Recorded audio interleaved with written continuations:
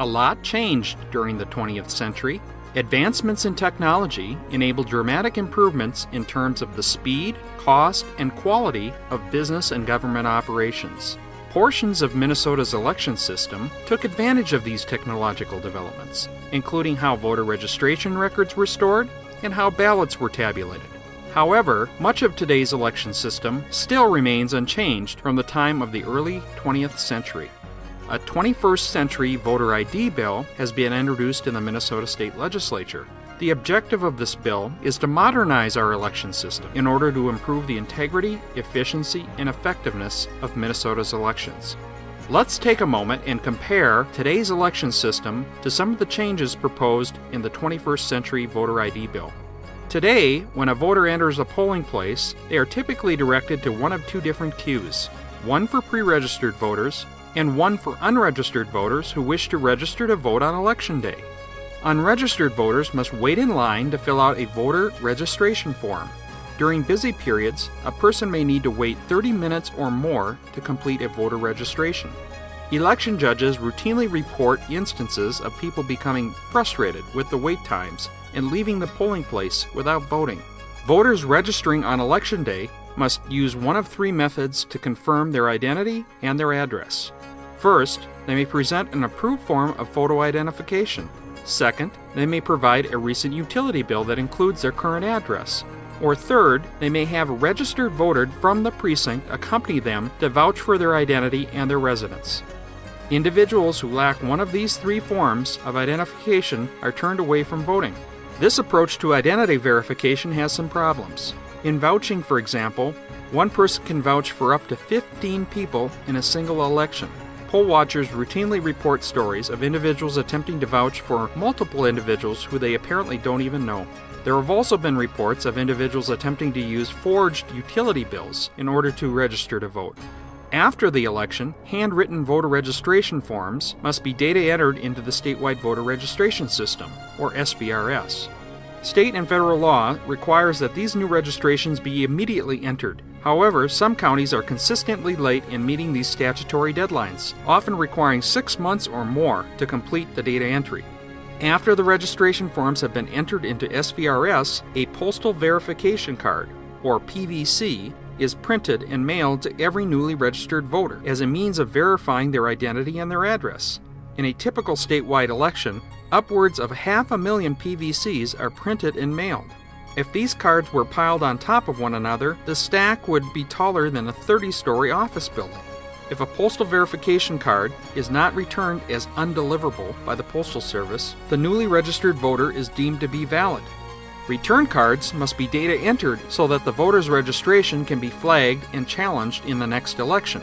Now keep in mind that this verification step is not completed until several weeks after the election has already taken place and the individual's ballot has been cast and counted.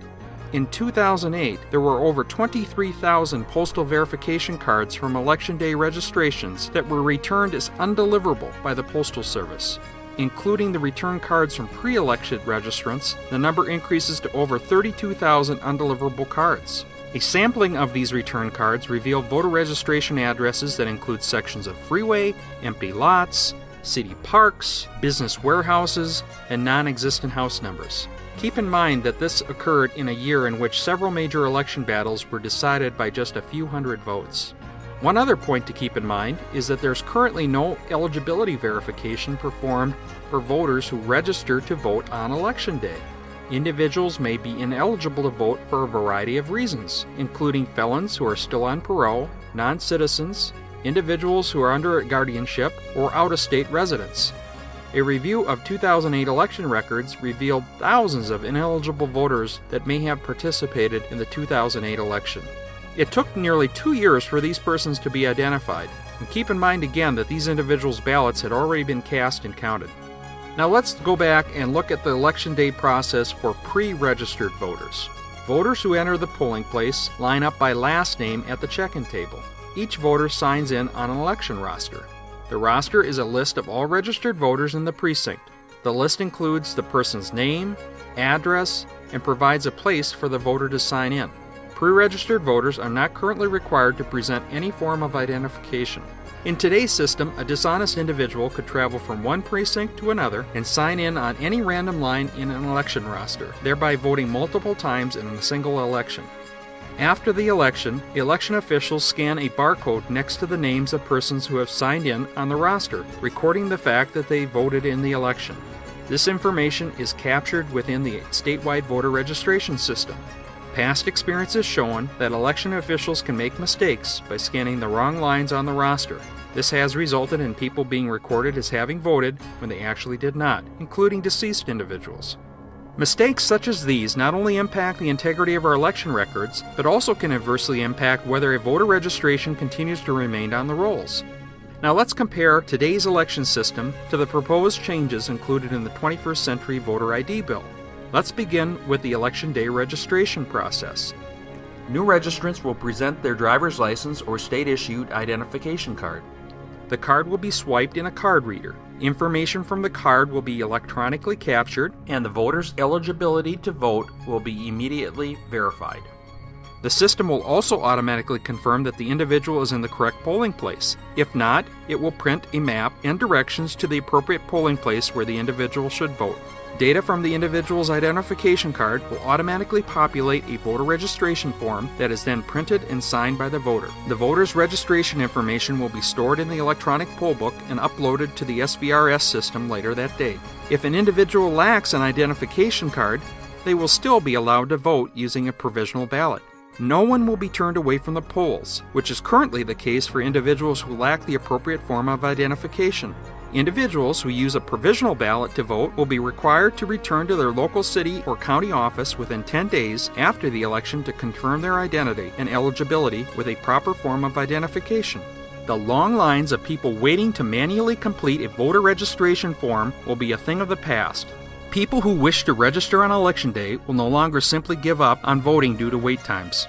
Since new voter registrations are electronically transferred to SVRS on Election Day, election workers will no longer need to spend hundreds of hours after the election to manually enter handwritten voter registration forms into SVRS.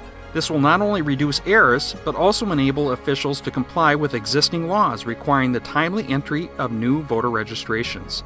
Gone, too, is the requirement for counties to print and mail postal verification cards to newly registered voters. The voter's identity and residence will be confirmed before they are given a ballot instead of after the fact.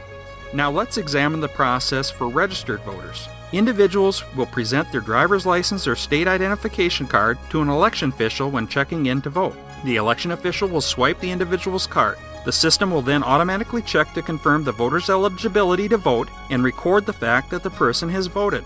The voter's information will be automatically transferred to SVRS. All of this will occur in a matter of seconds.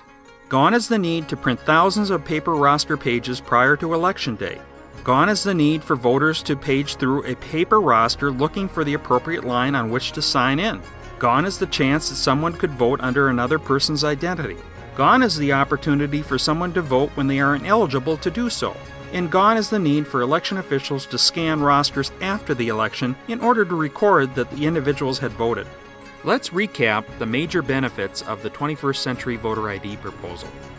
First, the proposal improves the integrity of our elections by verifying each voter's identity and eligibility before they are given a ballot, not after the fact. Second, the new system eliminates millions of dollars in wasteful government spending by eliminating the printing of tens of thousands of pages of election rosters, the data entry of 500,000 voter registration forms, the printing and mailing of hundreds of thousands of postal verification cards, and the scanning of thousands of pages of election rosters. Third, it speeds up the voting process, thereby eliminating the possibility for people to become disenfranchised and give up in trying to vote due to long lines.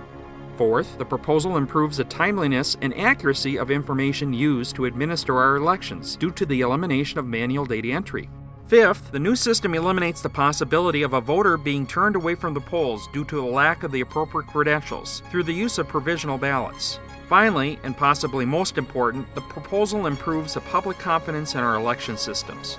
States that have implemented similar systems have seen an increase in their voter participation. Minnesota is one of the few states that allow for Election Day voter registration. Most other states require individuals to register at least 20 days in advance of an election so that the voter's identity and eligibility can be verified prior to them voting. Today, Minnesotans who register prior to Election Day are subject to a variety of eligibility verifications before they vote. However, Election Day registrants are not subject to these same verification checks until after their ballot has been cast and counted. Post-election research has revealed that many of the ineligible voters detected as having voted in our elections are the result of Election Day registrations. Minnesota's current approach to voter registration is fundamentally unjust because it treats two different groups of voters very differently. It also is unsecure because there is no eligibility verification being done for Election Day registrants. Minnesotans' sense of fairness demands that this situation must be addressed. A recent poll reveals that 87% of Minnesotans believe that all newly registered voters should be subject to the same identity and eligibility verifications. The 21st Century Voter ID proposal solves this problem by employing real-time eligibility verifications for Election Day registrants. If this proposal is not adopted, the only alternative approach to correcting this injustice is to join with the majority of states that prohibit Election Day registration. 21st Century Voter ID is a proposal whose time has come to Minnesota. Please contact your elected officials and urge them to support this bill.